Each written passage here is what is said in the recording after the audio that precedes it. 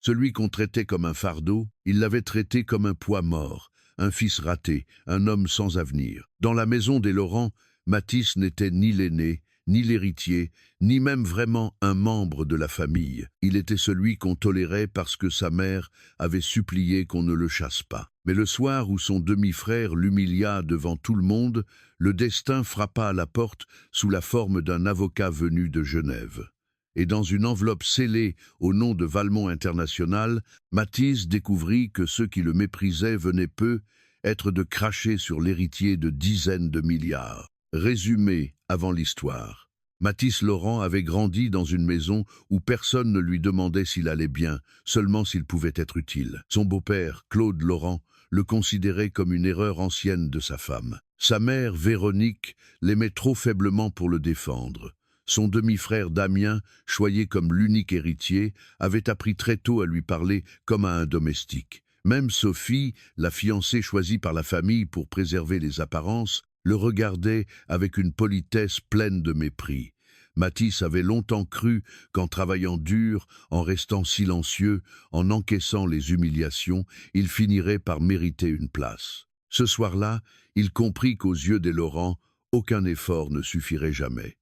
Puis, un inconnu prononça un nom que sa mère avait enterré depuis 27 ans, Gabriel de Valmont. Le champagne coulait dans des flûtes trop fines pour des mains sincères. La maison des Laurent brillait de toutes ses lumières, dressée sur les hauteurs de Lyon comme une déclaration de réussite. Derrière les grandes baies vitrées, les invités parlaient affaires, placements, voyages, écoles privées et résidences secondaires. Les rires étaient polis, les sourires calibrés, les robes choisies pour être remarquées sans paraître désespérées de l'être. Au centre du salon, Damien Laurent recevait les compliments comme s'ils lui étaient dus depuis sa naissance. 24 ans, un costume bleu nuit, une montre suisse au poignet, le sourire arrogeant d'un homme qui n'avait jamais eu besoin de demander 2 fois pour obtenir quoi que ce soit. Mathis, lui, traversait la pièce avec un plateau de verre vide. Il portait une chemise blanche trop simple, un pantalon noir et une veste que sa mère lui avait donnée en disant « Essaye au moins d'être présentable ce soir. » Présentable, pas élégant, pas heureux, pas fier. Présentable, comme un meuble qu'on déplace dans une pièce avant l'arrivée des invités. Mathis. La voix de Claude, Laurent claqua derrière lui. Mathis s'arrêta. Claude se tenait près de la cheminée, un verre à la main, entouré de 2 associés. Grand, sec, les cheveux gris impeccablement coiffés.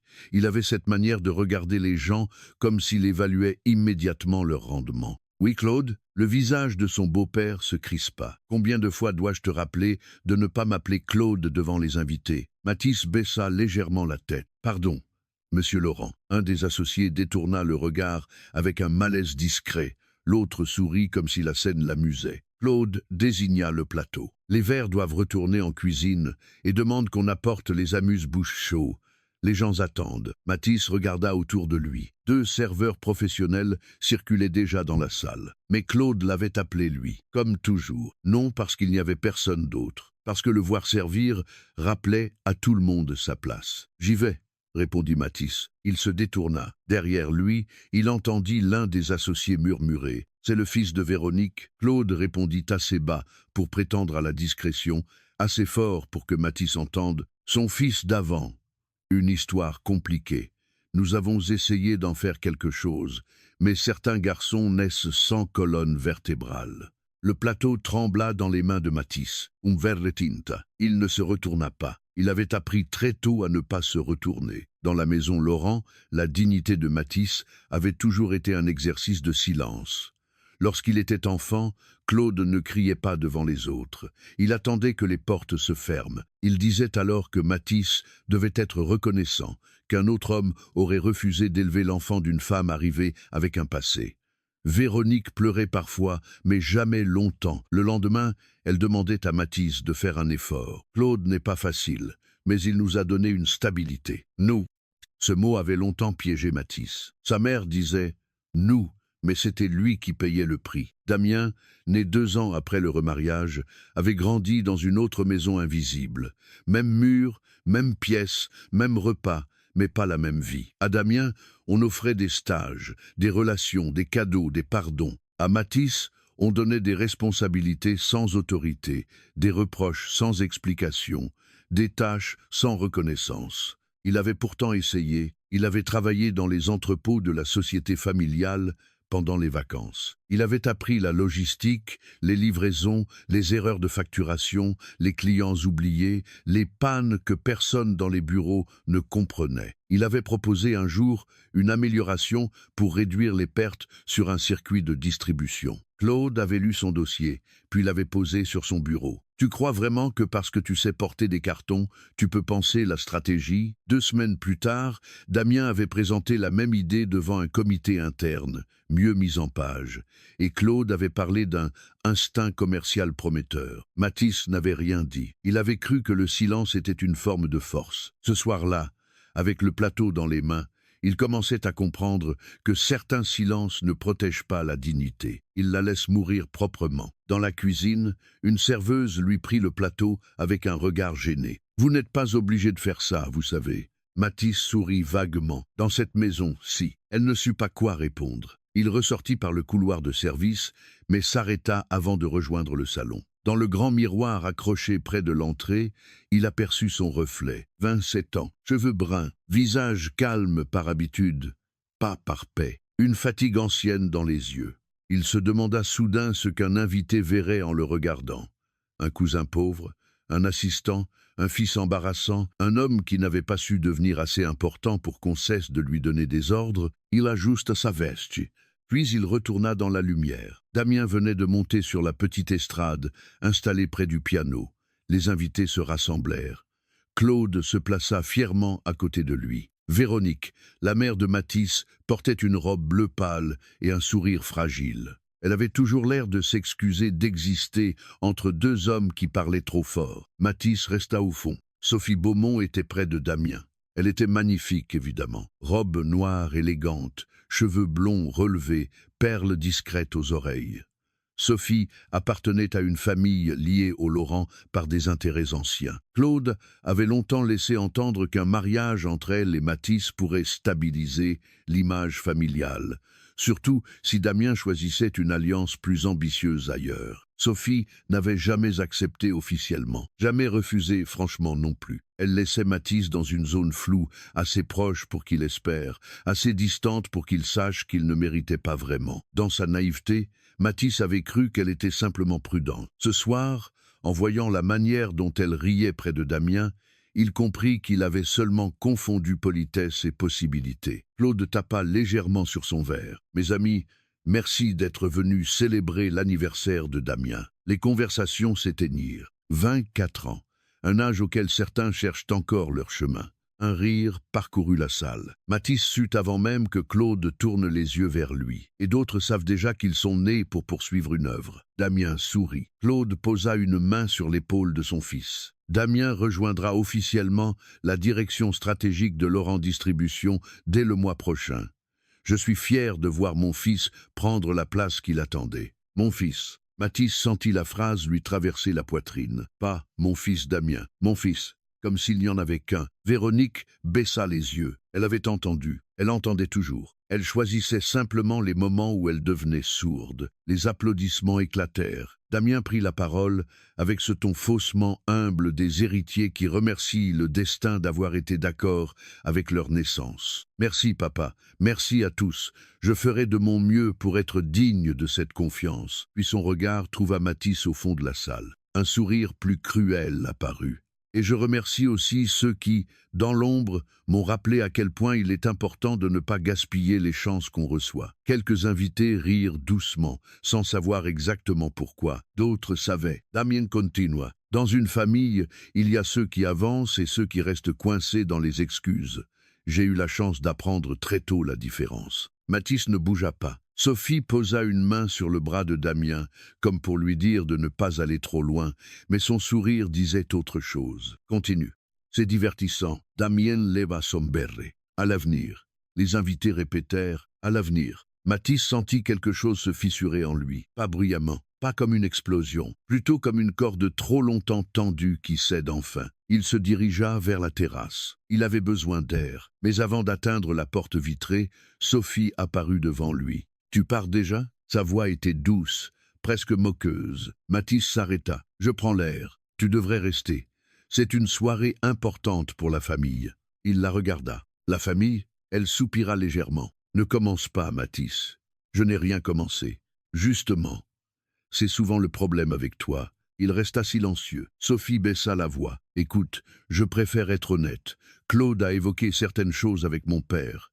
Des idées d'alliance. Toi et moi. » Mathis sentit son cœur se serrer malgré lui. Même maintenant, après tout, une part stupide de lui espérait encore une douceur. Sophie le regarda avec une pitié polie. « Je ne veux pas te blesser. J'obtinde, mais je ne peux pas lier ma vie à quelqu'un qui n'a pas d'avenir clair. » La phrase fut dite sans violence. C'était presque pire. Elle ne cherchait pas à l'humilier. Elle énonçait ce qu'elle croyait être une évidence. « Je comprends, » dit Mathis. Elle sembla soulagée. « Tu es gentil, Mathis, vraiment. Mais la gentillesse ne construit pas une vie. Damien a une place, une trajectoire, un nom qui comptera. Toi, elle s'interrompit. Mathis termina pour elle. « Moi, je suis le fils d'avant. » Sophie eut une grimace. « Ce n'est pas ce que j'ai dit. Non.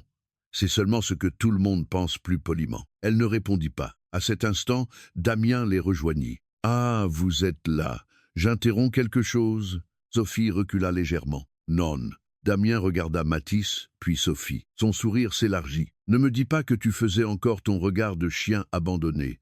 Mathis, il faut vraiment arrêter. Sophie a du goût. » Mathis sentit la chaleur monter dans son visage. « Laisse-la en dehors de ça. » Damien éclata de rire. « En dehors de quoi ? De ta grande tragédie personnelle ?» Des invités proches commencèrent à regarder. Claude, de loin, observa sans intervenir. Véronique se raidit, mais ne bougea pas. Damien fit un pas vers Mathis. « Tu sais ce qui est triste ? Papa t'a donné un toit, un nom, même un poste dans l'entreprise. Et malgré ça, tu trouves encore le moyen d'avoir l'air d'une victime. » Mathis répondit d'une voix basse. « Ce poste, je l'ai gagné. » « Gagné ?» Damien rit. « Tu classes des dossiers, tu vérifies des camions, et tu crois que tu participes à l'avenir du groupe. » Quelques rires éclatèrent. Sophie baissa les yeux. Mathis la regarda. Elle aurait pu dire quelque chose. Elle ne le fit pas. Damien leva son berre. « Mesdames et messieurs, portons un toast aussi à Mathis.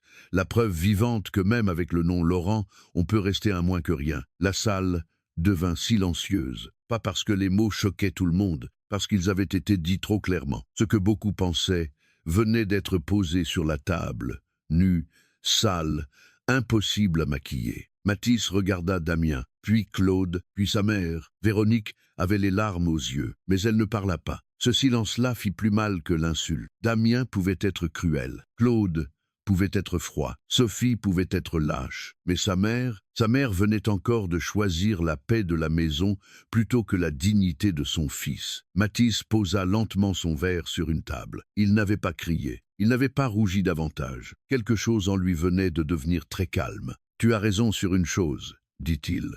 Damien sourit. « Ah oui ? Je n'ai jamais vraiment eu le nom Laurent. » Le sourire de Damien vacilla. Mathis se tourna vers Claude. « Je l'ai porté parce que ma mère me l'a donné. J'ai essayé de l'honorer parce que je croyais que l'honneur pouvait se mériter par le travail. Mais vous m'avez appris ce soir que certains noms ne deviennent jamais une famille. » Véronique porta une main à sa bouche. Mathis, il la regarda, pas avec haine, avec une douleur fatiguée. « Pas maintenant, maman. » Elle se figea. Il prit son manteau sur une chaise près de l'entrée. Claude parla enfin. « Si tu franchis cette porte en faisant une scène, ne reviens pas demain demander ta place. » Mathis se tourna vers lui. « Quelle place ?» Le silence suivit. Claude ne répondit pas, parce qu'il n'y en avait jamais eu. Mathis hocha lentement la tête, puis sortit. L'air froid de la terrasse lui frappa le visage. Il descendit les marches du jardin, traversa l'allée bordée de buis et atteignit le grand portail. La maison derrière lui brillait encore. Les rires reprenaient déjà, plus prudents, comme si son humiliation n'avait été qu'un incident de programme. Il marcha sans savoir où aller. La rue était presque vide. Une pluie fine commençait à tomber, rendant les lampadaires flous. Mathis respira profondément, mais l'air semblait trop étroit pour sa poitrine. Il s'arrêta près d'un mur de pierre. Ses mains tremblaient maintenant. Pas devant eux, jamais devant eux. Mais ici, seul, il pouvait trembler. Il ferma les yeux. Moins que rien, la phrase de Damien tournait dans sa tête. Il avait entendu pire, ou plutôt, il avait entendu la même chose sous d'autres formes. Inutile, fragile, sans ambition, trop sensible, pas fait pour diriger, pas assez, Laurent. Mais, moins que rien, avait une brutalité spéciale. Cela ne disait pas seulement qu'il valait peu. Cela disait qu'il n'aurait même pas dû compter. « Vous allez bien ?» Une voix féminine le tira de ses pensées. Mathis ouvrit les yeux. Une jeune femme se tenait à quelques pas, sous un parapluie noir. Elle portait un manteau gris, une robe sobre, et tenait un dossier contre elle. Ses cheveux châtains étaient attachés simplement. Son regard était direct, sans pitié visible, sans curiosité malsaine. Il la reconnut vaguement. Elle était dans la maison, plutôt, pas parmi les proches. Probablement une invitée professionnelle, quelqu'un du cabinet qui gérait certains contrats de la famille. « Oui », répondit-il par réflexe. Elle haussa légèrement un sourcil. « C'est une réponse socialement pratique, pas une réponse vraie. » Mathis eut un rire bref. « Vous avez entendu ? Une partie. Alors vous savez que la réponse vraie serait embarrassante. » Elle s'approcha, lui tendit le parapluie sans entrer trop près. « Je suis avocate stagiaire. L'embarras des familles riches finance une partie de ma profession. » Malgré lui, Mathis sourit. « Vous êtes toujours aussi direct avec les inconnus humiliés dans les jardins ? Seulement quand ils ont l'air de croire que l'humiliation dit quelque chose d'eux. » La phrase le toucha plus qu'il ne l'aurait voulu. Il la regarda vraiment. « Vous vous appelez ?»« Élise Garnier. » Mathis Laurent. Elle eut un léger silence. « Je sais, bien sûr. Tout le monde dans cette maison savait qui il était, ou plutôt ce qu'il était. Le fils de Véronique, la génie. L'ombre. » Élise sembla deviner sa pensée. « Je ne voulais pas dire ça comme eux. » « Comme eux ? Comme si votre nom expliquait votre place. » Il resta silencieux. La pluie tombait sur le parapluie avec un bruit doux. Élise regarda vers la maison illuminée. « Ce qu'ils disent de toi ne prouve pas ta valeur. Cela révèle seulement leur pauvreté intérieure. » Mathis sentit sa gorge se serrer. Il ne savait pas pourquoi cette phrase, dite par une presque inconnue, le frappa plus fort que toutes les excuses que sa mère n'avait jamais su formuler. Peut-être parce que Élise ne le consolait. Elle ne disait pas qu'il était formidable. Elle ne disait pas qu'ils avaient tort par gentillesse. Elle nommait simplement l'injustice, sans lui demander de la minimiser. « Vous ne me connaissez pas, dit-il. »« Non. Alors comment savez-vous qu'ils ont tort ?» Élise le regarda. « Parce qu'un homme qui vient d'être humilié devant tout le monde et qui choisit de partir au lieu de rendre la cruauté en public possède déjà plus de tenue qu'eux. » Mathis baissa les yeux. « Ou moins de courage. Non. Le manque de courage, c'était le silence de ceux qui auraient dû parler pour vous. » Cette fois, il ne put pas répondre. Il pensa à sa mère, à Sophie, aux invités, à Claude, qui ne l'avait jamais frappé parce qu'il avait trouvé plus élégant de l'effacer. Élise regarda sa montre. « Je dois retourner à l'intérieur récupérer mon manteau, mais vous ne devriez pas rester sous la pluie. Je n'ai pas vraiment envie de retourner là-dedans. Je n'ai pas dit que vous deviez retourner là-dedans. » Elle fouilla dans son sac, sortit une petite carte. « Si vous avez besoin d'un conseil juridique concernant votre poste ou des documents liés à la société Laurent, appelez le cabinet. Demandez-moi. » Mathis prit la carte. « Élise Garnier, cabinet Delaunay, associé, droit patrimonial et contentieux d'affaires. »« Pourquoi vous m'aidez ?» demanda-t-il.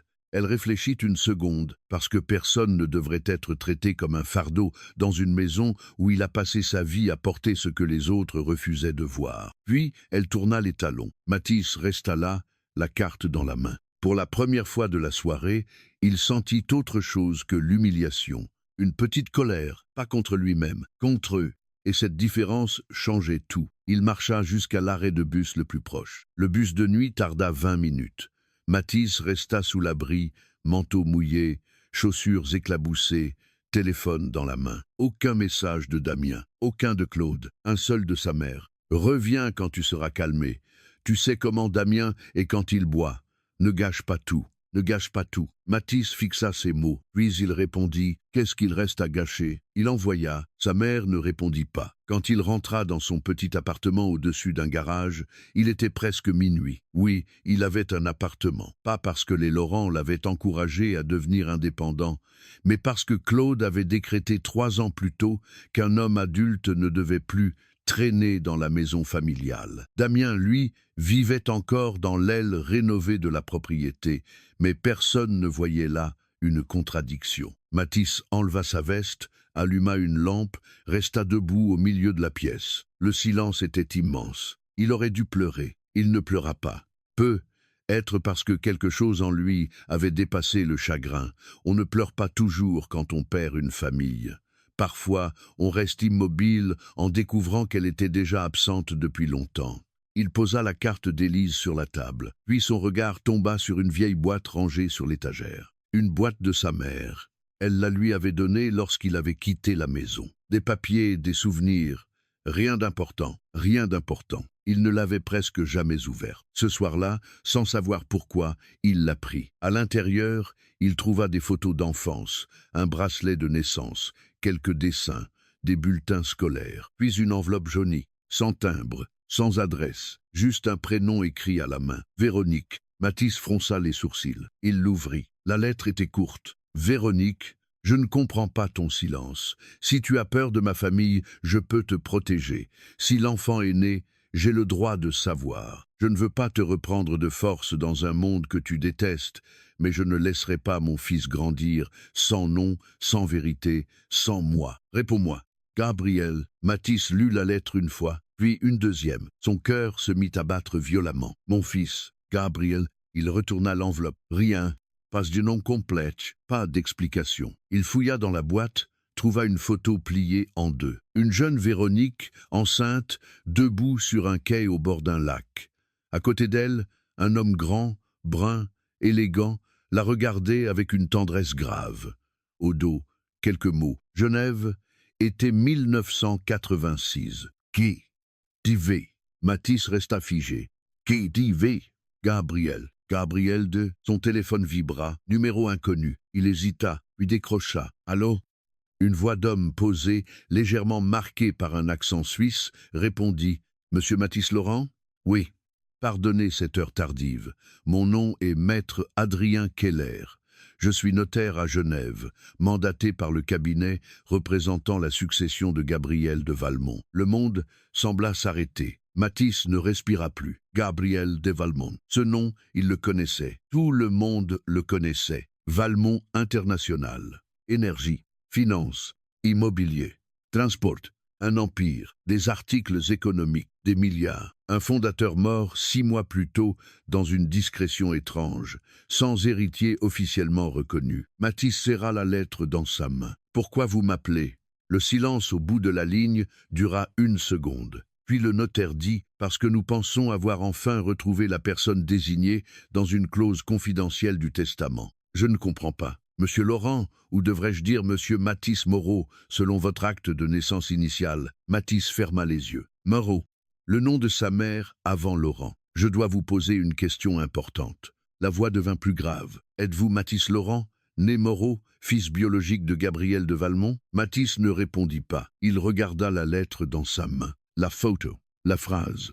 Je ne laisserai pas mon fils grandir sans nom. Sa gorge se serra. Je ne sais pas, murmura-t-il. Le notaire répondit doucement. Alors, il est temps de le découvrir. Le lendemain matin, Mathis se présenta dans un hôtel discret du centre de Lyon. Maître Keller l'attendait dans un salon privé, accompagné d'une femme en tailleur sombre et d'un homme plus âgé portant des lunettes fines. Sur la table, un dossier épais était posé à côté d'une enveloppe scellée. Le même symbole apparaissait sur la cire. Un V stylisé entouré d'un cercle. Valmont International. Mathis resta debout à l'entrée. « Je peux partir si c'est une erreur, dit-il. » Maître Keller se leva. « Bien sûr, mais je ne crois pas que ce soit une erreur. » Il lui montra une chaise. Mathis s'assit. Le notaire ouvrit le dossier. Nous cherchons depuis plusieurs années l'enfant potentiel de M. Gabriel de Valmont et de Mme Véronique Moreau. Des correspondances privées, retrouvées après le décès de M. de Valmont, indiquent qu'il croyait avoir un fils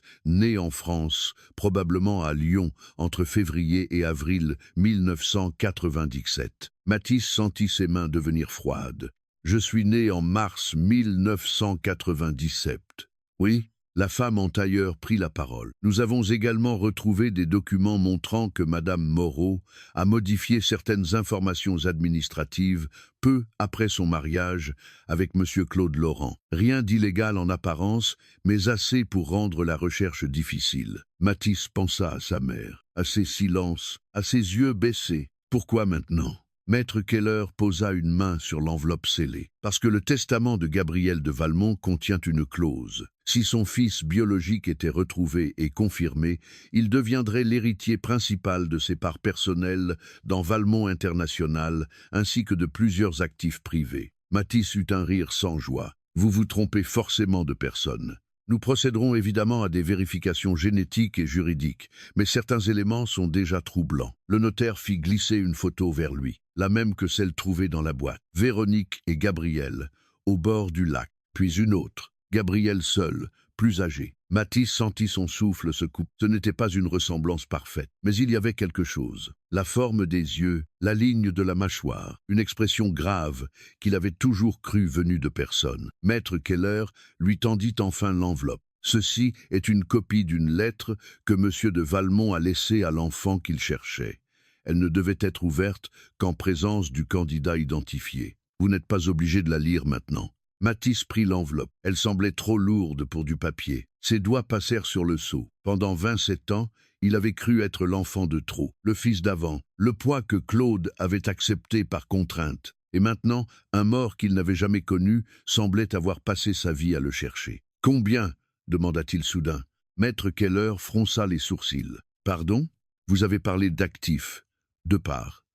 Combien cela représente ?» Le notaire échangea un regard avec la femme en tailleur, puis il répondit prudemment « La valeur exacte dépend des évaluations et de la structure de contrôle.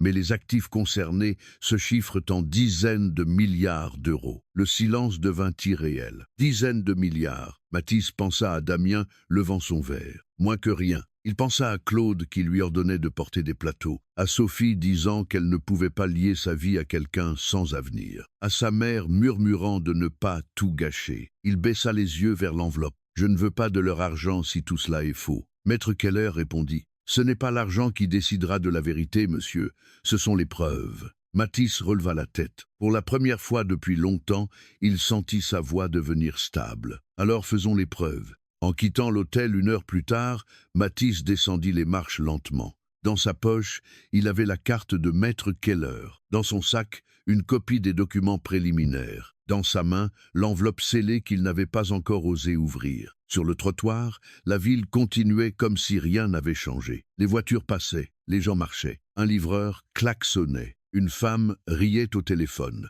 Et Mathis Laurent, celui qu'on avait traité comme un moins que rien la veille, se tenait au bord d'une vérité capable de faire trembler des familles entières. Son téléphone vibra. « Damien, papa dit que tu peux revenir si tu t'excuses. » Matisse regarda le message. Puis, il regarda l'enveloppe Valmont. Un rire bref lui échappa. Pas un rire heureux. Un rire incrédule. Il ne répondit pas. Pas encore. Il leva les yeux vers le ciel gris de Lyon. La veille, il avait quitté la maison Laurent sans place, sans avenir, presque sans nom. Aujourd'hui, un autre nom frappait à la porte de sa vie. Un nom que sa mère avait caché. Un nom que son beau-père aurait pu être craint. Un nom que Damien n'aurait jamais osé insulter s'il avait su. Valmont. Matisse serra l'enveloppe contre lui. Il ne savait pas encore s'il était vraiment l'héritier de Gabriel de Valmont. Il ne savait pas encore si cette fortune était une bénédiction, un piège ou une guerre. Mais il savait une chose. La prochaine fois qu'il entrerait dans la maison des Laurent, il n'y entrerait plus pour demander une place. Il y entrerait avec une vérité. Et ceux qui l'avaient appelé moins que rien devraient bientôt apprendre que certains hommes ne deviennent pas précieux le jour où l'on découvre leur héritage. Il l'était déjà, même quand personne ne voulait le voir. Chapitre 2. Le nom qu'on lui avait caché, Matisse resta longtemps sur le trottoir devant l'hôtel, l'enveloppe Valmont serrée contre lui comme si elle pouvait disparaître. La ville de Lyon continuait autour de lui avec une indifférence presque violente. Des voitures passaient. Un homme traversait en parlant trop fort dans son téléphone. Une vieille dame tirait un cabas à roulettes sur les pavés. Un livreur attendait devant une boulangerie, casque sur les oreilles, regard perdu dans le matin gris. Tout était normal. Et pourtant, pour Matisse, le monde venait de changer d'axe. La veille encore, il était le fils embarrassant de Véronique Laurent, le garçon qu'on tolérait dans les dîners de famille, qu'on utilisait dans les bureaux, qu'on appelait lorsqu'il fallait porter des plateaux, vérifier des stocks, conduire quelqu'un, régler un problème, que personne d'important ne voulait toucher. La veille, Damien avait levé son verre devant des invités et l'avait appelé moins que rien. Aujourd'hui, un notaire genevois venait de lui expliquer qu'il était peu, être le fils biologique de Gabriel de Valmont. Gabriel de Valmont. Le nom était si grand qu'il paraissait presque fictif. Valmont International n'était pas seulement une entreprise, c'était un empire. Énergie, infrastructure, finances, immobilier, transport, technologie propre. On voyait parfois ce nom dans les journaux économiques, associé à des rachats gigantesques, à des conflits d'actionnaires, à des fortunes que les gens ordinaires ne pouvaient même pas se représenter. Matisse, lui, avait passé des années à calculer s'il pouvait repousser le paiement de son assurance auto. Il regarda l'enveloppe. Le sceau représentait un V stylisé, entouré d'un cercle fin, élégant, froid, presque intimidant. À l'intérieur, il y avait une lettre de l'homme qui avait peu être été son père. Il n'avait pas encore osé l'ouvrir. Pas devant Maître Keller, pas dans le salon privé de l'hôtel, pas sous les yeux de ces inconnus qui parlaient d'héritage, de clauses confidentielles, de succession, de parts, comme si l'existence d'un père inconnu pouvait se traiter avec la même précision qu'un portefeuille d'actifs. Matisse avait pris les documents, signé les autorisations nécessaires aux vérifications, accepté le prélèvement génétique préliminaire. Puis, il était sorti, et maintenant, il ne savait pas où aller. Retourner dans son appartement lui semblait trop petit pour contenir ce qui venait d'arriver. Retourner chez les Laurent était impossible. Appeler sa mère, il regarda son téléphone. Aucun message d'elle depuis la veille. Seulement Damien. Papa dit que tu peux revenir si tu t'excuses. Ne fais pas ton cinéma trop longtemps. Matisse relut la phrase. S'excuser pour avoir été humilié, pour avoir quitté la pièce, pour avoir, pendant quelques secondes, cessé de jouer le rôle du fils reconnaissant. Il éteignit l'écran. Puis, son regard tomba sur la carte qu'il avait glissée dans la poche intérieure de son manteau. Élise Garnier, cabinet Delaunay, associé. Il hésita. Elle lui avait donné cette carte presque par humanité, sans savoir ce que l'aube lui apporterait. Il n'avait aucune raison de l'appeler, aucune raison professionnelle du moins.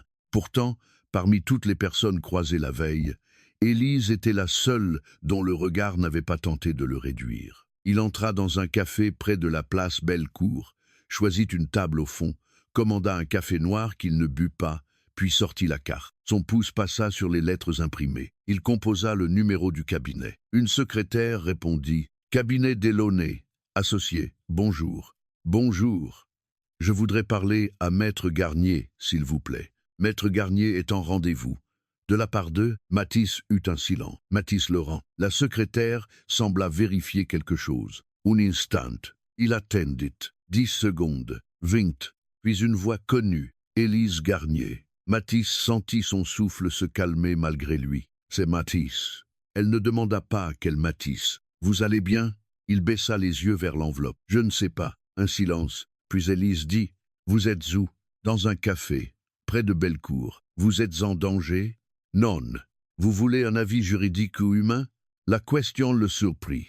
Les deux, peut être. Envoyez-moi l'adresse. 25 minutes plus tard, Élise entra dans le café. Elle portait le même manteau gris que la veille, un dossier sous le bras, les cheveux attachés avec une rigueur imparfaite. Elle repéra Matisse immédiatement et s'approcha sans cette hésitation gênée des gens qui ne savent pas comment regarder quelqu'un qu'ils ont vu humilié. « Bonjour. »« Bonjour. » Elle s'assit en face de lui. Son regard tomba sur l'enveloppe, puis sur ses mains. « Qu'est-ce qui s'est passé ?» Matisse eut un rire bref. « Je crois que ma vie vient de devenir un dossier patrimonial. » Élise ne sourit pas. Elle l'attendit. Alors il raconta. L'appel de Maître Keller, le rendez-vous à l'hôtel, Gabriel de Valmont, la clause testamentaire, la recherche d'un fils né en France, les actifs privés, les dizaines de milliards, la photo, la lettre. Il sortit les documents et les posa sur la table.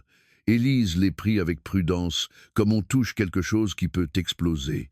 Elle lut en silence. De temps en temps, son regard revenait à Matisse, mais elle ne l'interrompit pas. Lorsqu'elle termina, elle posa les feuilles. « C'est sérieux. » Il avala difficilement. « Vous pensez que c'est possible? Je pense qu'un cabinet suisse ne déplace pas un notaire et des représentants successoraux pour une hypothèse fantaisiste. Les documents doivent être vérifiés, évidemment. Le test génétique sera décisif. Mais oui, c'est possible. » Matisse passa une main sur son visage. Je ne comprends pas. Quoi? Ma mère.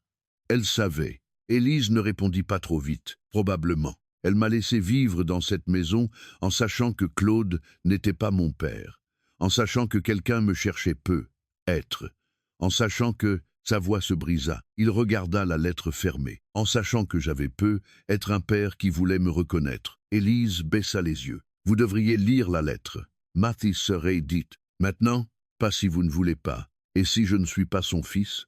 Alors cette lettre fera mal d'une autre manière. Mais vous ne pourrez pas continuer à la porter fermée comme si elle décidait seule de votre identité. Il la regarda. Vous parlez toujours comme ça? Comme quoi? Comme si vous mettiez les gens devant la vérité sans leur laisser beaucoup d'angles morts. Élise eut un léger sourire. Déformation professionnelle. Mathis regarda l'enveloppe. Ses doigts tremblaient. Il brisa le seau. Le papier à l'intérieur était épais, légèrement jauni. L'écriture était régulière, ferme, mais on y sentait une émotion contenue.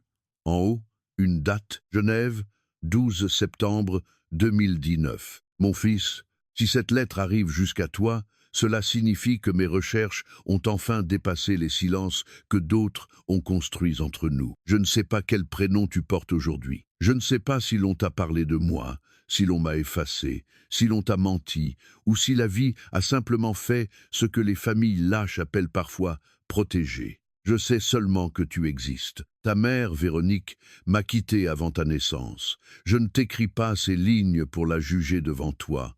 Les histoires d'adultes sont parfois plus pleines de peur que de méchanceté. Mais je veux que tu saches ceci. Je ne t'ai jamais abandonné volontairement. J'ai cherché, trop tard, peu, être, mal. Sûrement. Ma famille m'a dit de tourner la page. Mes conseillers m'ont dit de protéger le groupe. On m'a répété qu'un homme à la tête d'un empire ne pouvait pas passer sa vie à courir derrière une femme qui ne voulait pas être trouvée, et un enfant dont personne ne confirmait l'existence. Ils ne comprenaient pas. Un empire ne réchauffe pas une chambre vide. Une fortune ne répond pas quand un homme se demande si son fils a hérité de ses yeux, de son obstination, de ses défauts. Si tu lis ceci, je ne te demande pas de m'aimer. Je ne te demande même pas de me pardonner. L'absence, même involontaire, reste une absence pour celui qui l'a subie. Je te demande seulement de ne pas croire ceux qui auraient pu te faire penser que tu étais sans nom, sans valeur, sans origine. Tu n'es pas une erreur, tu n'es pas un secret honteux, tu es mon fils. Et si je ne suis plus là pour te le dire debout, alors que cette lettre le fasse à ma place. Gabriel de Valmont. Mathis ne vit plus les lignes. Le papier tremblait dans ses mains. Il sentit une douleur immense monter de sa poitrine jusqu'à sa gorge, mais ce n'était pas seulement de la tristesse. C'était quelque chose de plus compliqué. Une colère contre le temps, un deuil d'un homme qu'il n'avait jamais connu, une fin ancienne qui découvrait trop tard qu'elle aurait pu être nourrie. Tu n'es pas une erreur, tu n'es pas un secret honteux, tu es mon fils. Il posa la lettre sur la table, très lentement, puis il baissa la tête. Élise ne parla pas. Elle ne lui tendit pas immédiatement un mouchoir. Elle ne lui dit pas « ça va aller ». Elle le laissa exister dans ce silence-là. Et ce fut peu, être pour cela qu'il ne se cacha pas lorsqu'une larme tomba sur le bord de la table. « J'ai passé toute ma vie à essayer de mériter un nom qui n'a jamais voulu de moi », murmura-t-il. Élise répondit doucement « peu, être parce que ce n'était pas le vôtre ». Il ferma les yeux. La phrase était simple, cruelle, libératrice. Son téléphone vibra. Cette fois, c'était sa mère. Mathis regarda l'écran. Véronique. Il laissa sonner. Élise ne dit rien. L'appel s'arrêta. Puis un message apparut. Mathis, Claude est très en colère. Mais tu peux encore arranger les choses. Rentre ce soir, excuse-toi devant Damien, et on oubliera cette histoire. Mathis eut un rire brisé. On oubliera cette histoire. Quelle histoire? L'humiliation, son départ, ou 27 ans de mensonges? Il répondit enfin, « Je dois te parler. Seul à seul. Aujourd'hui. » La réponse arriva presque immédiatement. « Pas maintenant. Ce n'est pas le moment. » Mathis fixa l'écran. Pas le moment. Ce n'était jamais le moment lorsque la vérité dérangeait la paix des autres. Il écrivit, « Alors je viendrai ce soir. » Puis il posa le téléphone. Élise le regarda avec sérieux. « Vous n'êtes pas obligé d'y aller seul. Je dois lui parler. À votre mère, oui, mais pas nécessairement entrer dans une maison où l'on vous traite comme un coupable. » Mathis baissa les yeux. « Vous avez raison. Je peux vous accompagner comme conseil, si vous le souhaitez. pas pour intervenir dans la partie intime. Mais si des documents, des menaces ou votre poste sont évoqués, il vaut mieux avoir un témoin. Il hésita. Accepter l'aide lui coûtait. Il avait passé sa vie à ne pas déranger. Mais être que cette habitude, elle aussi, appartenait à la maison Laurent. D'accord, dit-elle. Élise hocha la tête. Alors nous irons ensemble. Le soir, la maison des Laurent semblait moins brillante. Ou être Matisse la voyait-il enfin, sans le désir d'y appartenir. Le portail s'ouvrit après qu'il eut sonné. Élise était à ses côtés, sobre, droite, un dossier à la main. Matisse sentit une étrange force dans cette présence.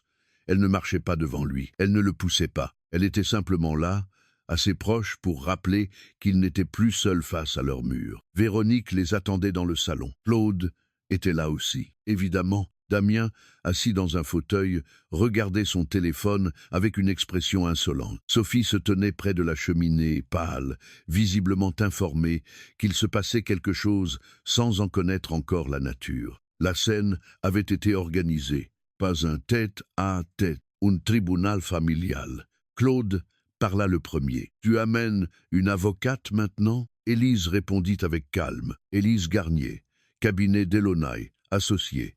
Je suis ici à la demande de Monsieur Laurent. » Damien eut un rire. « Monsieur Laurent ?» Ça y est, Matisse joue au client important. Matisse ne répondit pas. Il regardait sa mère. Véronique avait les yeux rouges. « Matisse, pourquoi tout ça ?» On pouvait discuter en famille. Il sortit la lettre de Gabriel. « Alors discutons. » Elle vit l'écriture. Son visage devint blanc. Claude le remarqua. « Qu'est-ce que c'est ?» Matisse ne le regarda pas. « Maman. » Qui était Gabriel de Valmont? Le silence tomba si brutalement que même Damien leva les yeux de son téléphone. Véronique porta une main à sa gorge. « Mathis. Réponds. » Claude se redressa. « De Valmont?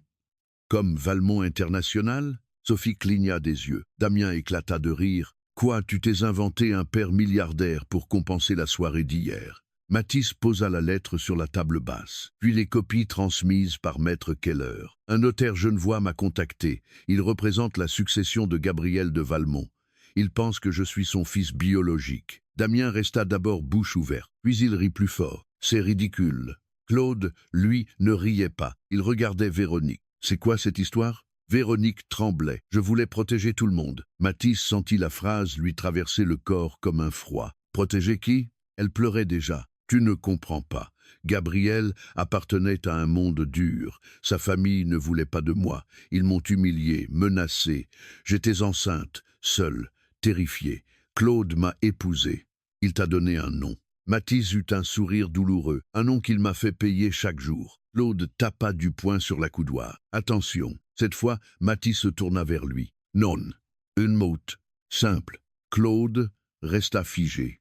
Mathis continua. « Vous ne me ferez plus taire avec ce ton. » Élise, silencieuse, observait. Véronique sanglota. « Je pensais que c'était mieux pour toi. Me laisser croire que j'étais un poids, me laisser supplier une place dans une famille qui me méprisait, me laisser travailler sous les ordres d'un homme qui me rappelait chaque semaine qu'il avait fait une faveur en m'élevant. » Sa voix trembla, mais elle ne céda pas. « Tu appelais ça me protéger ?» Véronique baissa la tête. « J'avais peur. Et moi, maman? Tu as déjà pensé à ma peur, à l'enfant que j'étais, à l'adolescent qui ne comprenait pas pourquoi Claude le regardait comme une dette ?» Elle pleurait. Claude s'éleva. « Ça suffit. Véronique n'a pas à se faire juger par un garçon qui ne sait rien des sacrifices qu'on a faits pour lui. » Matisse le regarda. « Quel sacrifice ?» Claude eut un sourire froid. « Je t'ai nourri, logé, éduqué. Vous m'avez toléré. Je t'ai donné mon nom. Non, vous l'avez utilisé comme une chaîne. » Damien se leva à son tour. « Tu deviens pathétique. Même si cette histoire était vraie, tu crois que ça change ce que tu es? Tu n'as pas les épaules pour ce monde-là. Tu n'as déjà pas réussi à trouver ta place ici. » Matisse le fixa. Avant, cette phrase l'aurait blessé jusqu'à l'os. Ce soir, elle révéla seulement l'ignorance de Damien. Être que je ne trouvais pas ma place ici parce qu'elle n'a jamais existé. Sophie, silencieuse jusque-là, s'approcha de la table et prit une copie des documents. Son regard parcourut les lignes. Elle pâlit. Claude arracha presque le papier de ses mains. Il lutte. Son visage changea. Pas assez pour montrer la peur, assez pour que Matisse la voie. Élise prit alors la parole. « Les vérifications officielles sont en cours. Un test génétique sera réalisé. En attendant, je recommande à chacun d'éviter toute déclaration diffamatoire ou toute tentative d'intimidation. Damien Ricane. Diffamatoire? On parle de Matisse. Élise se tourna vers lui. Justement, vous devriez commencer à vous habituer à parler de lui comme d'un homme qui peut se défendre. Le silence qui suivit fut presque agréable. Sophie reposa lentement les documents. Son regard sur Matisse avait changé. Il le vit, et cela lui donna envie de rire. La veille, elle ne pouvait pas lier sa vie à un homme sans avenir. Ce soir, elle le regardait comme une porte soudain ouverte sur un palais. « Matisse, dit-elle doucement, tu aurais dû nous en parler plus tôt. » Il la fixa. « Je l'ai appris aujourd'hui. Je voulais dire, tu n'avais pas besoin de partir comme ça hier. Damien avait bu. Tu sais comment il est. » Elle s'approcha d'un pas. Sa voix devint plus tendre. On a tous dit des choses sous le coup de l'émotion. Matisse comprit alors une vérité simple. Le mépris des riches peut disparaître très vite lorsqu'ils sentent l'odeur d'une fortune plus grande que la leur. Mais ce n'est pas du respect. C'est seulement un calcul qui change de direction. Il répondit, « Hier, tu as dit que tu ne pouvais pas lier ta vie à quelqu'un sans avenir. » Sophie rougit. « J'étais maladroite. » « Non, tu étais honnête. » Elle baissa les yeux. Damien explosa. « Tu te prends pour qui maintenant? Tu n'es même pas encore confirmé. » Matisse regarda son demi-frère. « Tu as raison. » Damien sembla surpris. « Je ne suis pas encore confirmé. Les preuves décideront. » Il reprit les documents sur la table. « Mais quelque chose est déjà confirmé ce soir. »« Quoi ?»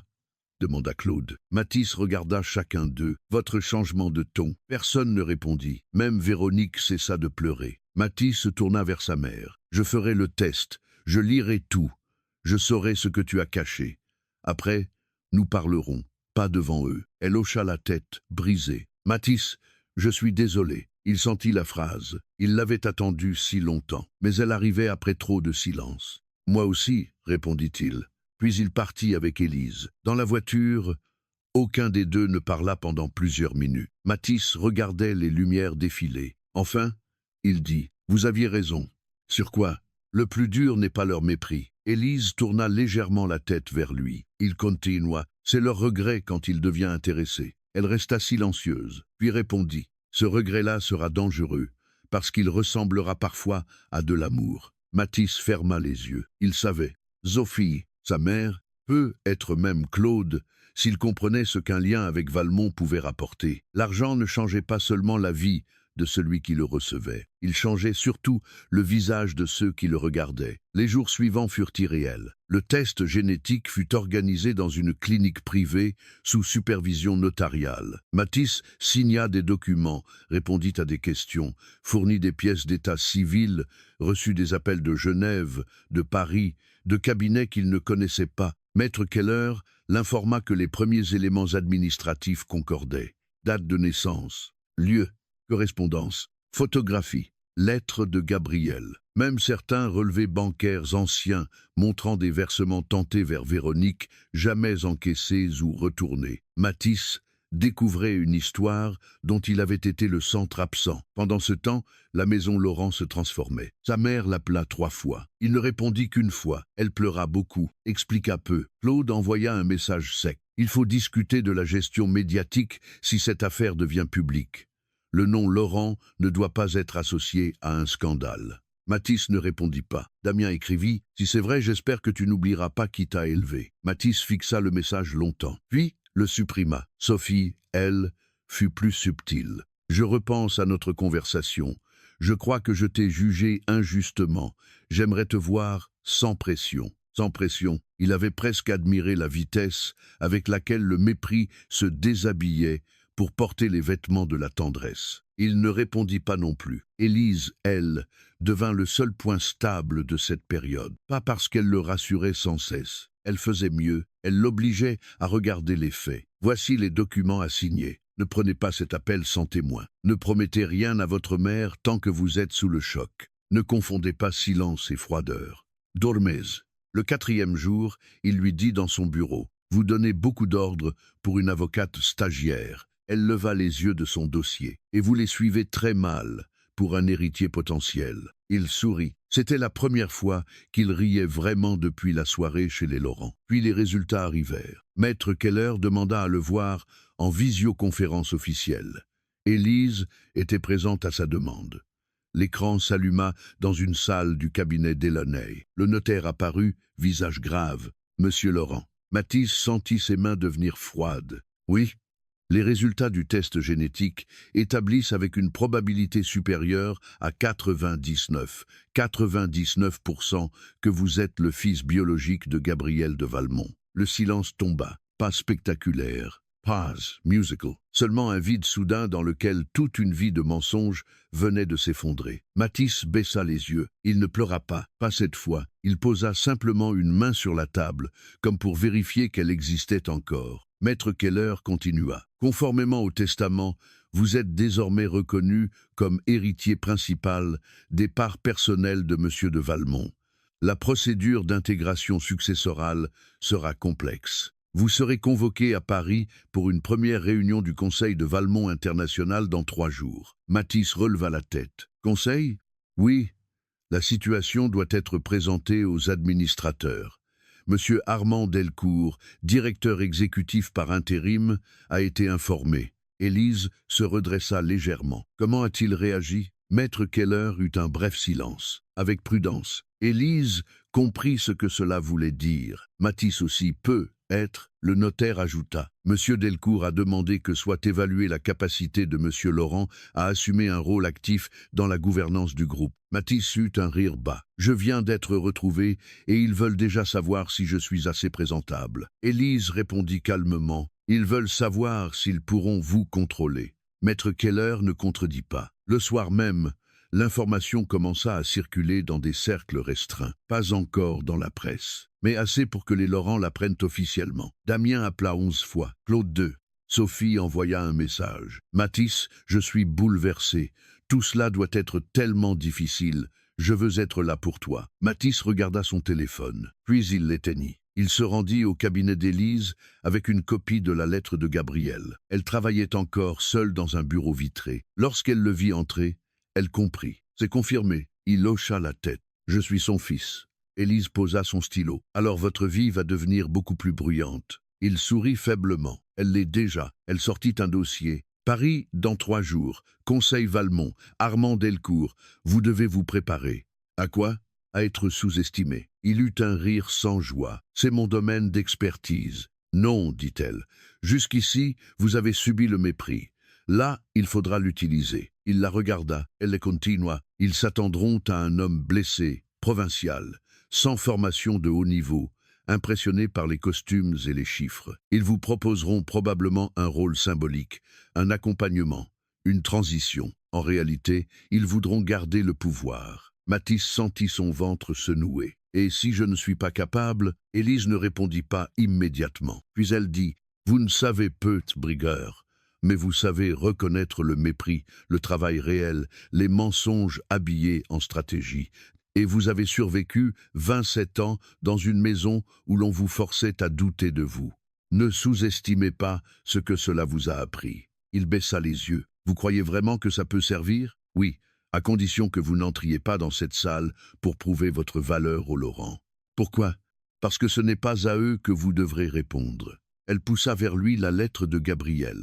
Ce sera à lui, à ce qu'il a construit, et à l'homme que vous voulez devenir maintenant que leur mépris ne suffit plus à définir votre horizon. Mathis regarda la signature de son père. Gabriel de Valmont. Un homme mort venait de lui laisser un empire. Mais Élise avait raison. L'héritage n'était pas seulement une fortune, c'était une question. Que ferait-il du nom qu'on lui avait caché? 3 jours plus tard, Mathis arriva à Paris. Le siège de Valmont International s'élevait près de la Seine. Une tour de verre sombre où le ciel se reflétait comme une armure. Devant l'entrée, des voitures noires déposaient des hommes et des femmes en costume. Tout semblait trop lisse, trop silencieux, trop sûr de son importance. Mathis portait un costume sobre acheté la veille avec l'aide d'Élise. Pas luxueux, correct. Il avait refusé qu'on le transforme en prince improvisé. Élise marchait à ses côtés, dossier en main. Maître Keller les attendait dans le hall avec 2 représentants du cabinet suisse. Les portes de l'ascenseur se refermèrent sur eux.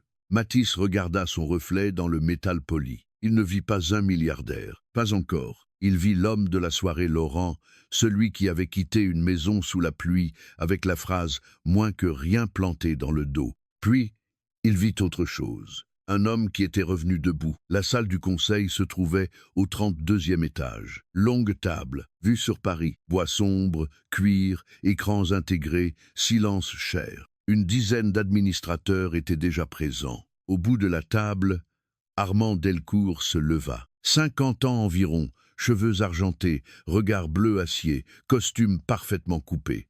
Il avait cette élégance sèche des hommes qui n'ont jamais besoin d'être brutaux pour être dangereux. « Monsieur Laurent », dit-il. Le nom flotta dans l'air. Pas Valmont, Laurent.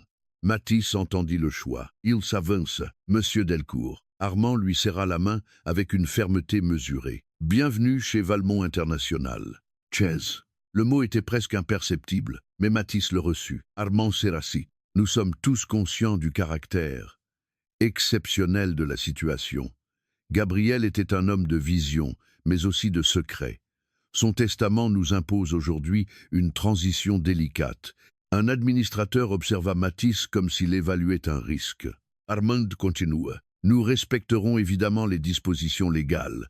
Cependant, il faut distinguer héritage patrimonial et compétences opérationnelles. » Matisse resta silencieux. Élise, assise en retrait, prenait des notes. Armand posa ses mains sur la table. « Je vais parler franchement, monsieur Laurent. Un nom ne suffit pas à diriger un empire. » Le silence qui suivit aurait dû l'écraser. Matisse pensa à Claude, à Damien, à Sophie, à tous ceux qui avaient dit, chacun à leur manière, « Tu n'es pas assez ». Puis il pensa à la lettre de Gabriel. « Tu n'es pas une erreur ». Il releva les yeux vers Armand Delcourt. « Je suis d'accord. » Un léger mouvement parcourut la salle. Armand sembla surpris. Matisse continua. « Un nom ne suffit pas. Une fortune non plus. Une naissance non plus. » Il posa son dossier sur la table. « C'est pour cela que je suis venu écouter, comprendre et apprendre ce que certains ont peu, être pris l'habitude de confondre avec leur propriété. » Le regard d'Armand se refroidit. Matisse sentit la peur, mais cette fois, elle ne le fit pas reculer. La guerre ne faisait que commencer. L'héritier que personne ne voulait reconnaître, la phrase d'Armand Delcourt resta suspendue dans la salle du conseil comme une lame fine. Un nom ne suffit pas à diriger un empire. Matisse l'avait entendu. Tout le monde l'avait entendu. Mais contrairement à ce qu'Armand attendait peu, elle ne le fit pas baisser les yeux. Depuis son enfance, Matisse avait vécu sous des phrases de ce genre. Certaines étaient brutales, d'autres polies. Claude disait qu'il n'avait pas la carrure. Damien disait qu'il n'avait pas l'instinct.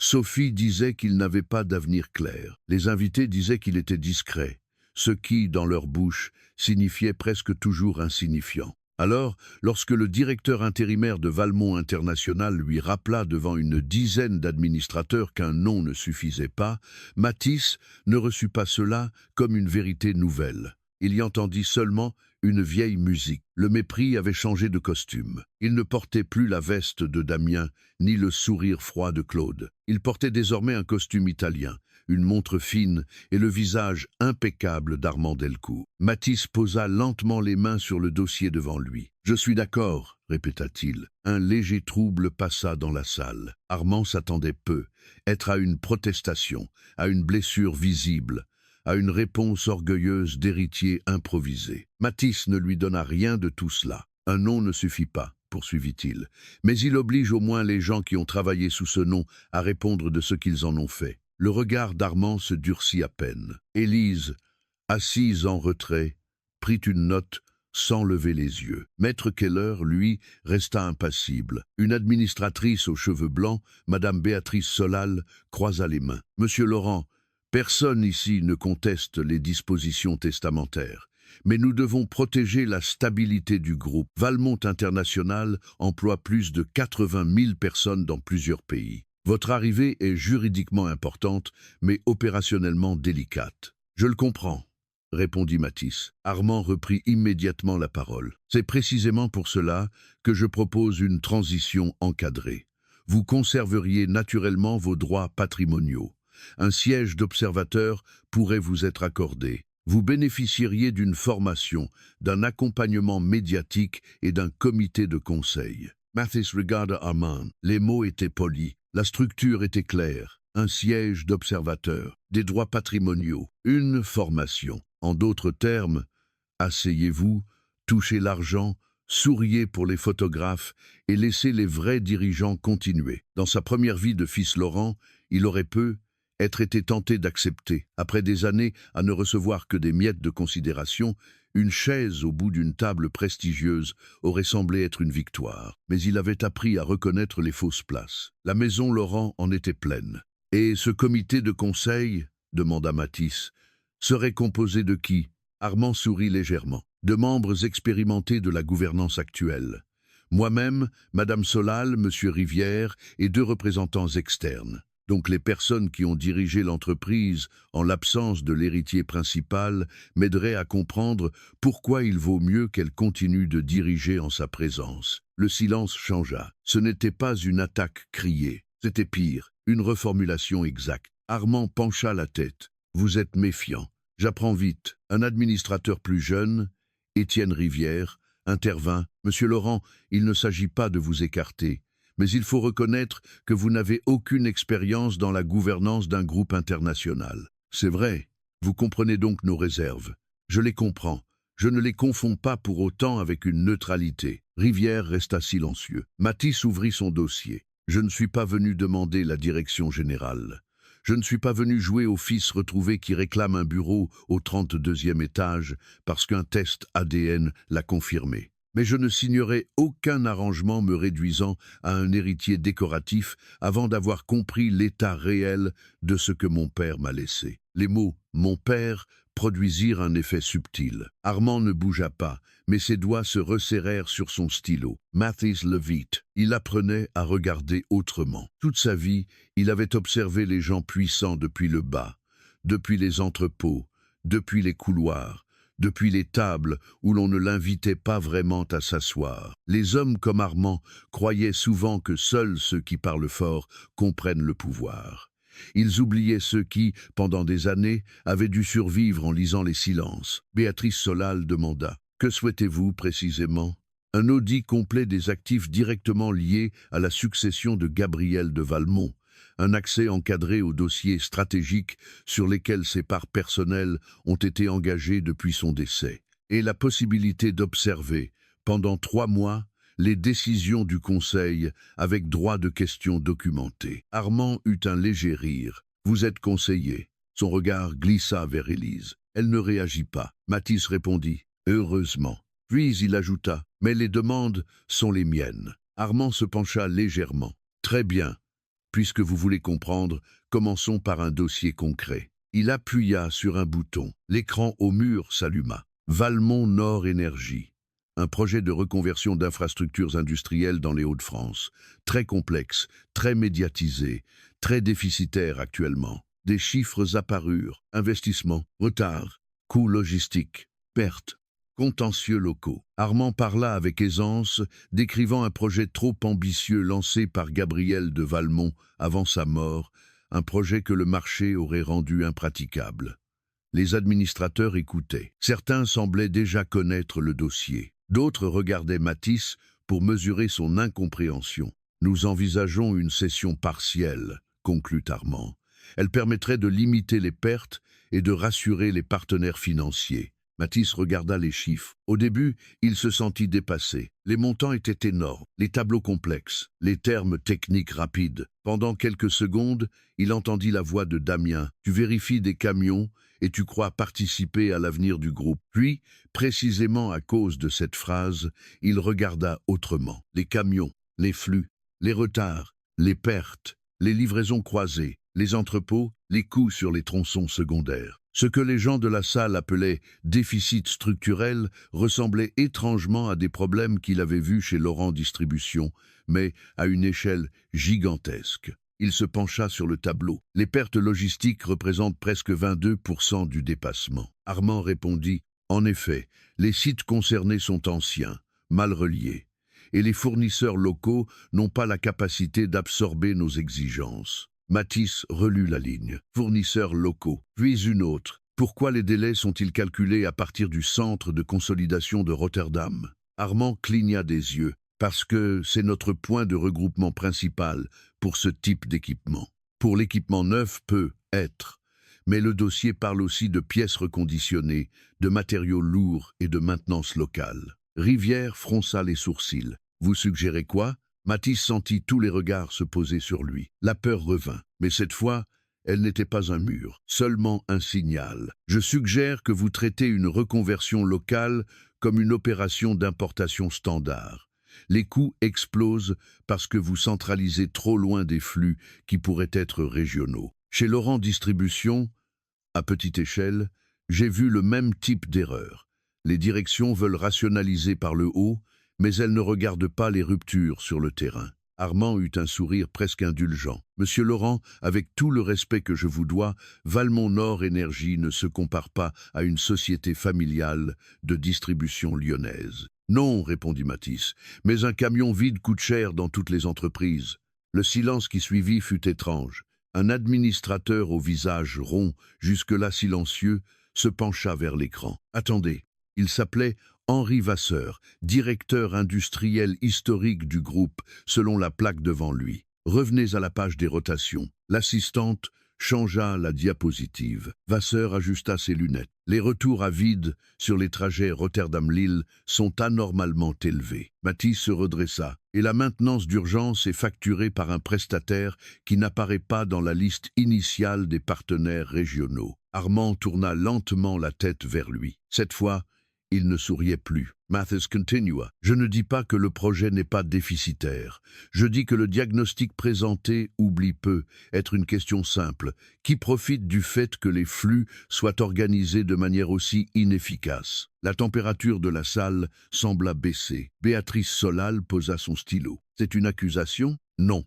Une question documentée. Élise baissa les yeux vers ses notes. Il avait repris sa formule. Ne pas attaquer sans preuve. Formuler la question de manière impossible à ignorer. Armand reprit le contrôle de sa voix. Les choix logistiques ont été validés par plusieurs experts. Alors ils pourront expliquer les rotations à vide, les prestataires ajoutés et les coûts de maintenance. Vasseur regarda Armand. Je veux revoir le dossier opérationnel complet. Armand répondit avec calme. Bien sûr. Mais je vous rappelle que nous avons des enjeux de calendrier et qu'une session partielle reste l'option recommandée. Mathis demanda, recommandée par qui? Par la direction exécutive. Celle que vous dirigez, Armand de l'IFIX. Oui. Le président intérimaire du conseil, un homme discret nommé Philippe Marceau, intervint enfin. Il me semble raisonnable de reporter le vote sur la session partielle jusqu'à réexamen des éléments logistiques. Armand se tourna vers lui. Reporter envoie un mauvais signal. Marceau répondit. Vendre un actif sous, évalué sur la base d'un diagnostic incomplet, en enverrait un pire. La décision fut prise. Vote reporté. Dossier opérationnel demandé. Mathis n'avait pas gagné une guerre. Il avait déplacé une chaise. Mais dans une salle où l'on avait préparé sa docilité, c'était déjà beaucoup. Après la réunion, les administrateurs quittèrent la salle en petits groupes. Certains évitèrent Mathis, d'autres lui adressèrent un signe plus respectueux qu'à son arrivée.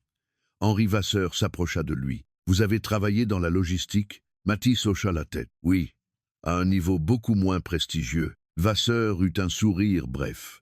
Les niveaux moins prestigieux voient souvent les erreurs que les présentations enterrent. Puis, il partit. Élise rejoignit Mathis près de la baie vitrée. Vous venez de faire dérailler une cession de plusieurs centaines de millions d'euros. Il regarda Paris en contrebas. C'est une mauvaise chose? Pas si vous avez raison. Et si j'ai tort? Alors vous aurez posé une question utile, mais je ne crois pas que vous ayez tort. Il se tourna vers elle. Pourquoi? Parce qu'Armand Delcourt a cessé de vous mépriser pendant 3 secondes. Mathis eut un rire léger. Vous mesurez la vérité à l'expression des adversaires? Entre autres. Avant qu'elle ajoute quelque chose, Armand s'approcha. Monsieur Laurent. Mathis se retourna. Votre intervention était inattendue. J'imagine. Je vous conseille toutefois de rester prudent. Dans un groupe comme Valmont, les intuitions de terrain peuvent être utiles, mais elles deviennent dangereuses lorsqu'elles se prennent pour une vision stratégique. Mathis soutint son regard. Je prends note. Armand sourit. Faites-le. Votre père avait de grandes qualités, mais il avait aussi un défaut.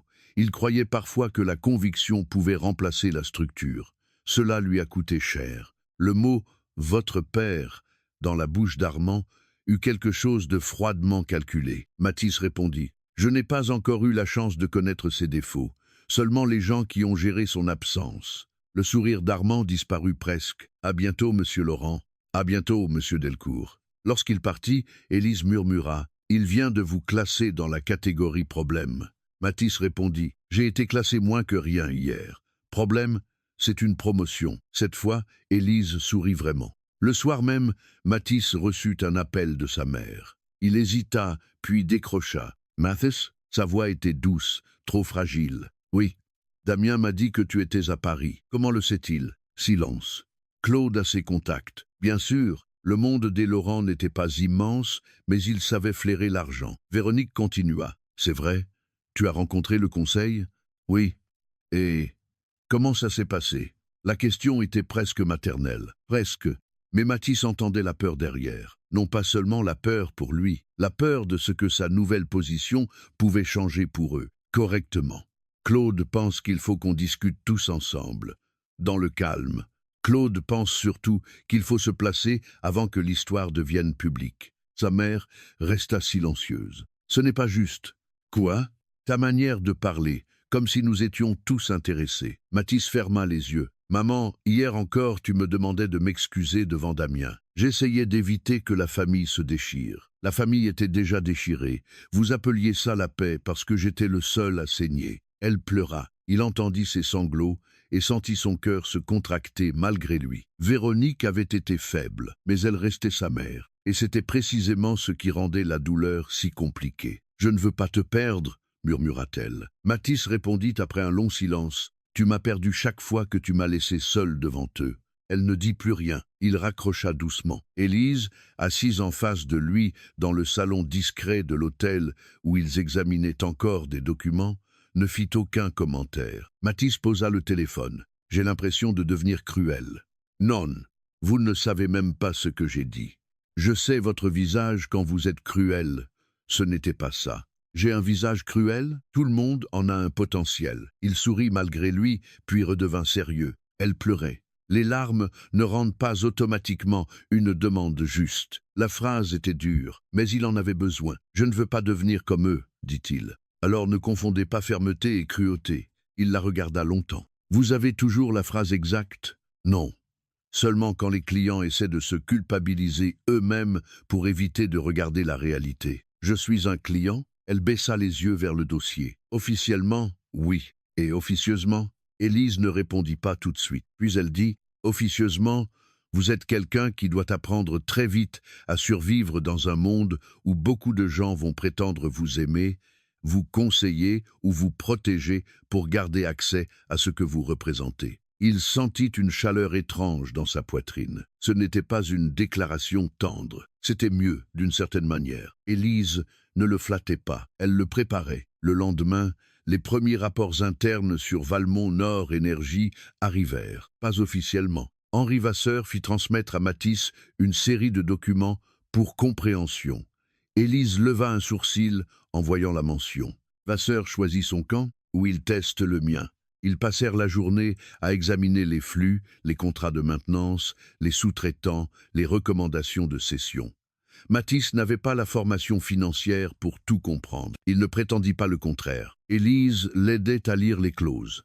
Vasseur répondait à quelques questions techniques par message court. Peu à peu, une anomalie apparut. Un prestataire logistique récent, Nordline Service, facturait des interventions d'urgence à des tarifs très élevés. Cette société avait été intégrée au projet après le décès de Gabriel, sur recommandation de la direction exécutive. Les retards qu'elle devait résoudre semblaient parfois apparaître juste avant ses interventions. Matisse relut plusieurs lignes. On dirait qu'ils créent l'incendie et vendent les extincteurs. Élise leva les yeux. Formulation non juridique, mais intéressante.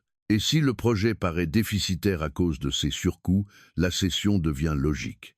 Oui, à qui devait-on vendre? Élise chercha dans le dossier. Consortium Helvetia Infrastructure. Elle s'arrêta. Matisse vit son regard changer. Quoi? Une des holdings minoritaires du consortium a des liens avec une structure où apparaît un proche d'Armand Delcourt. Le silence tomba. Matisse sentit le puzzle commencer à prendre une forme plus sombre. Donc Armand recommande une cession d'un actif rendu artificiellement moins rentable, potentiellement à un consortium lié à son entourage. Nous n'avons pas encore assez pour l'affirmer, mais assez pour creuser. Oui. Mathis se leva et marcha jusqu'à la fenêtre. Le ciel parisien était bas, la Seine brillait au loin comme une lame grise. Il comprit soudain que l'héritage de Gabriel n'était pas seulement contesté parce qu'il était inattendu. Il dérangeait peu, être des gens qui avaient commencé à considérer l'Empire Valmont comme un territoire sans maître. Et lui, l'enfant caché, l'homme sans formation prestigieuse, l'ancien fardeau des Laurents, venait d'entrer dans la pièce au mauvais moment, ou au bon. Le soir, Damien l'appela encore. Cette fois, Mathis répondit. « Enfin, dit Damien, tu es devenu trop important pour décrocher? Que veux-tu? Papa dit qu'on doit éviter les malentendus. Écoute, pour l'autre soir, Mathis attended. » Damien sembla chercher les mots. « J'ai peu, être été un peu dur, un peu. J'avais bu. Tu étais très clair. » Damien soupira. « Tu vas vraiment faire ton rancunier maintenant que tu as gagné à la loterie génétique ?» Mathis ferma les yeux. Voilà. Même son excuse contenait une insulte. « Je n'ai rien gagné, Damien. Bien sûr, des dizaines de milliards, mais rien gagné. J'ai découvert qu'on m'avait menti toute ma vie. » Damien eut un silence. Puis sa voix changea, plus basse. « Tu ne vas pas nous laisser tomber quand même. » Mathis ouvrit les yeux. « Nous? La famille. » Il eut presque envie de rire. « La famille existe maintenant? » « Mathis, ne sois pas idiot. Si tu entres chez Valmont, tu auras besoin de gens de confiance. Je connais les affaires. Papa aussi. On peut t'aider. Aïda. » Hier, Damien levait son verre en l'appelant moins que rien. Aujourd'hui, il proposait son expertise. « Je vais te répondre clairement, » dit Mathis. « Je ne te donnerai aucune place chez Valmont. » Silence. Puis la voix de Damien devint glaciale. « Tu vas le regretter. » Mathis sourit tristement. « C'est drôle. Toute ma vie, tu m'as dit que je n'avais aucun pouvoir. Et maintenant tu me menaces parce que tu comprends que j'en ai peu. Être un... » Il raccrocha. Cette fois, il ne trembla pas. Élise, qui lisait encore un contrat à l'autre bout de la pièce, demanda sans lever les yeux. « Damien? » ?»« Oui. Il a demandé un poste, presque. Rapide. Le mépris a une excellente capacité d'adaptation. » Elle leva enfin les yeux. Phrase intéressante. Gardez-la pour plus tard. Pour un discours, pour vous rappeler de ne pas l'oublier. 2 jours plus tard, un second conseil restreint fut organisé. Cette fois, l'atmosphère avait changé. Mathis n'était plus seulement l'héritier inattendu. Il était celui qui avait posé une question dérangeante et obtenu un report. Les administrateurs le regardaient avec prudence, Armand avec une froideur maîtrisée. Henri Vasseur présenta une première analyse technique. Les rotations étaient bien anormales. Certains contrats méritaient révision. La session devait être suspendue au moins 1 mois. Armand tenta de reprendre la main. Nous ne pouvons pas transformer chaque irrégularité opérationnelle en théorie du complot. Les grands projets connaissent toujours des pertes intermédiaires. Mathis prit la parole. « Je suis d'accord. » Armand tourna vers lui un regard méfiant. Mathis continua. « C'est pourquoi je ne propose pas de théorie. Je propose un audit indépendant des contrats Nordline Service et des liens capitalistiques du consortium Helvetia Infrastructure. » Cette fois, plusieurs administrateurs se redressèrent. Béatrice Solal demanda « Vous avez des éléments sur ces liens ?» Élise fit glisser un document à Mathis. Il le présenta, pas des preuves suffisantes pour conclure, mais assez pour justifier un audit. Une holding minoritaire du consortium semble liée à une structure où apparaît un proche de M. Delcourt. Armand resta immobile. C'est insinuant. C'est vérifiable. La différence entre les 2 mots fit mouche. Henri Vasseur appuya. « Je soutiens la demande d'audit. » Béatrice Solal, après un silence, ajouta « Moi aussi. » Marceau conclut. Motion acceptée. Armand regarda Mathis. Il ne le sous-estimait plus, pas entièrement, et dans ses yeux, Mathis lut autre chose, pas seulement de la colère, de l'inquiétude. La réunion se termina sur cette décision. Audit indépendant, suspension de la session, examen des contrats. Mathis venait de toucher un nerf. À la sortie, Armand l'arrêta près de l'ascenseur. « Vous avancez vite, monsieur Laurent. » Mathis répondit. « On m'a souvent reproché d'être en retard. J'essaie de compenser. » Armand sourit sans chaleur. « Vous confondez peu être vitesse et solidité. Beaucoup d'héritiers nouveaux se grisent lorsqu'ils obtiennent leur première petite victoire. Et beaucoup de dirigeants intérimaires s'inquiètent lorsqu'un héritier pose les bonnes questions. » Le regard d'Armand devint très froid. « Vous jouez à un jeu dont vous ne connaissez pas les règles. » Mathis soutint son regard. « Alors j'apprendrai. Et si vous perdez ?» Mathis pensa à la maison Laurent, à Damien, à Sophie, à Claude, à sa mère. Il pensa aux années passées, à perdre sans même avoir le droit de dire qu'il jouait. « J'ai déjà vécu 100 places, répondit-il. Vous ne pouvez pas me faire peur avec l'idée d'en perdre une qu'on ne m'a pas donnée. » L'ascenseur s'ouvrit. Mathis entra avec Élise. Les portes se refermèrent. Pendant la descente, Élise dit « Vous venez de déclarer la guerre. » Mathis regarda les chiffres lumineux défiler. « Non. » Elle tourna la tête. Il continua. « Je viens seulement de refuser d'être un héritier décoratif. » Elle l'observa, puis dit « Dans ce monde, c'est souvent la même chose. » Le soir, l'information de son rôle actif chez Valmont circula plus largement. Un article économique mentionna l'héritier secret de Gabriel de Valmont et une succession susceptible de bouleverser la gouvernance du groupe. Aucun détail personnel ne fut donné, mais le nom Mathis Laurent apparut pour la première fois dans la presse. Le lendemain matin, son téléphone explosa. « Claude, nous devons absolument parler. Tu ne peux pas gérer cette exposition seul. Damien, tu joues avec des requins. Ne viens pas pleurer quand ils te dévoreront. Sophie, j'ai lu l'article. Je suis inquiète pour toi. Sincèrement, laisse-moi te voir. Véronique, je t'aime. Même si tu ne me crois plus. » Mathis regarda les messages. Avant, chacun aurait tiré une corde différente en lui. La peur, la culpabilité, l'espoir, le désir d'être choisi. Aujourd'hui, il sentit encore ses cordes, mais elles ne le guidaient plus. Il posa le téléphone. Élise entra dans la salle de travail avec 2 cafés. « Vous avez l'air d'un homme dont la famille vient de découvrir les notifications. » « C'est exactement ça. » Elle posa un café devant lui. « Ne répondez pas maintenant. C'était prévu. Vous progressez. » Il sourit. « Chez vous, ça veut dire excellent ? » ?»« Non. Ça veut dire moins catastrophique. » Il rit.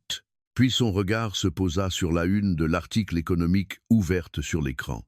L'héritier secret. Ce titre lui semblait irréel. Il n'était plus le fils d'avant, plus le fardeau, plus le moins que rien. Mais il n'était pas encore l'homme capable de porter Valmont sans se perdre. Il regarda Élise, et maintenant, elle ouvrit un dossier. « Maintenant, Armand va chercher votre passé, vos erreurs, vos humiliations, vos faiblesses. Il voudra prouver que vous êtes instable, insuffisant, incapable de supporter la pression. » Mathis pensa à Damien, à Sophie, au Laurent.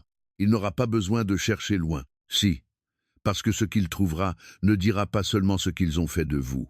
Cela montrera aussi que vous êtes encore debout. Ellelui tendit un document. Préparez-vous. La prochaine bataille ne se jouera pas seulement dans les chiffres, elle se jouera dans le récit que les autres voudront imposer sur vous.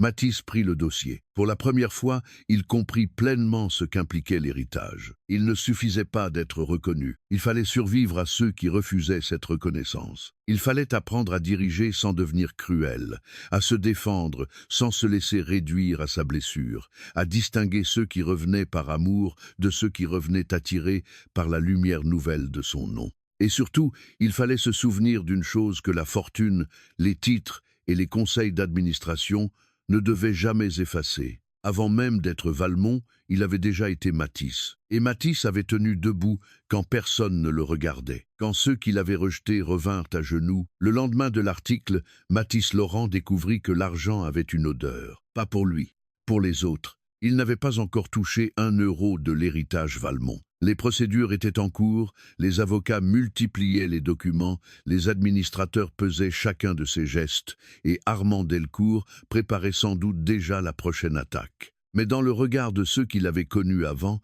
quelque chose avait changé. Les mêmes personnes qui passaient autrefois devant lui dans les couloirs de Laurent Distribution, sans le saluer, envoyaient maintenant des messages prudents. « Félicitations, Mathis.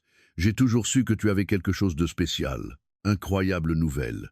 Tu dois être bouleversé. Si tu as besoin de contact, je suis là. On devrait prendre un café.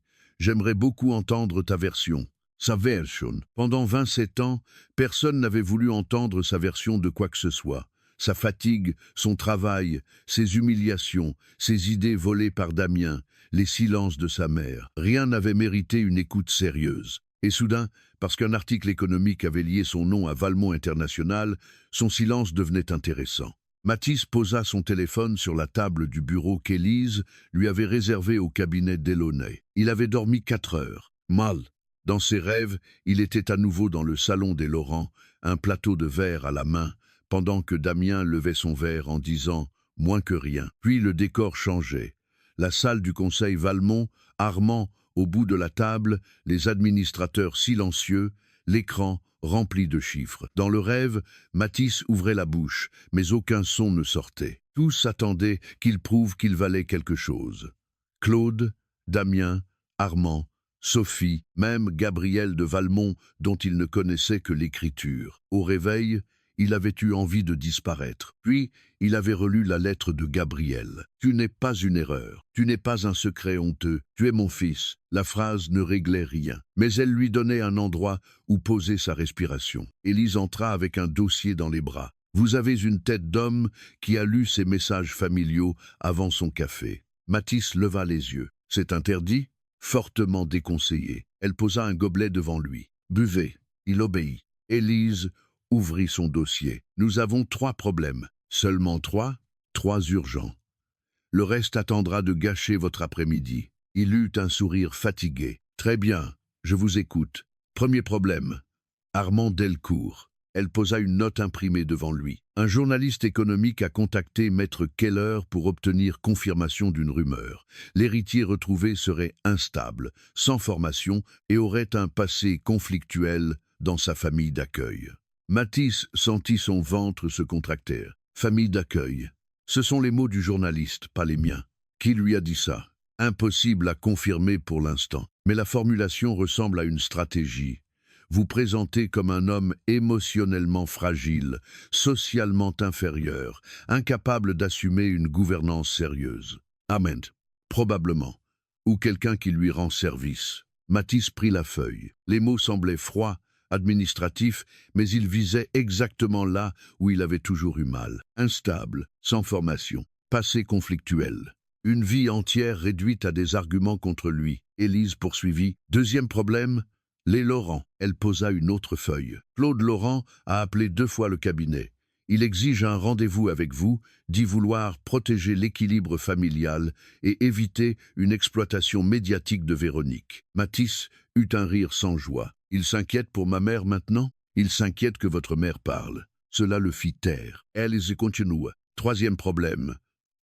Sophie Beaumont. Matisse ferma les yeux. Je ne veux pas savoir. Vous devez savoir. Elle lui tendit une capture de message. Sophie avait écrit « Matisse, je sais que tu ne me dois rien, mais j'ai honte de ce que j'ai dit. Je ne dormais plus depuis des semaines, je subissais la pression de nos familles. Je ne t'ai jamais vu comme eux te voyaient. Laisse-moi t'expliquer. » Matisse relote. Il entendit presque sa voix, douce, contrôlée. La veille de l'héritage, Sophie ne pouvait pas lier sa vie à un homme sans avenir. Après l'article, elle ne dormait plus depuis des semaines. Le temps avait une étrange élasticité chez ceux qui réécrivent leurs regrets. Je ne répondrai pas. Bonne décision. Vous êtes surprise? Un peu, mais je savoure. Il sourit malgré lui, puis il redevint sérieux. Que fait-on pour Armand? Élise croisa les mains. Pas de réaction émotionnelle, pas de démenti vague. Nous préparons des faits. Parcours professionnel réel, responsabilité chez Laurent Distribution, contribution documentée à certains processus, témoignages internes fiables et surtout, résultat de l'audit Valmont Nord Énergie. L'audit n'est pas terminé, non. Mais Armand ne vous attaque pas parce que vous êtes faible, il vous attaque parce que vous avez trouvé quelque chose. Matisse regarda la fenêtre. Paris, au-delà de la vitre, semblait calme et dangereux. Et ma famille? Élise hésita. Vous devez y retourner. Il se tourna vers elle. Pourquoi? Parce qu'il possède encore des documents. Votre acte de naissance initiale peut être des lettres de Gabriel, des preuves de contact, des papiers que votre mère n'a jamais transmis. Et parce que si vous les laissez raconter l'histoire seule, Claude le fera à votre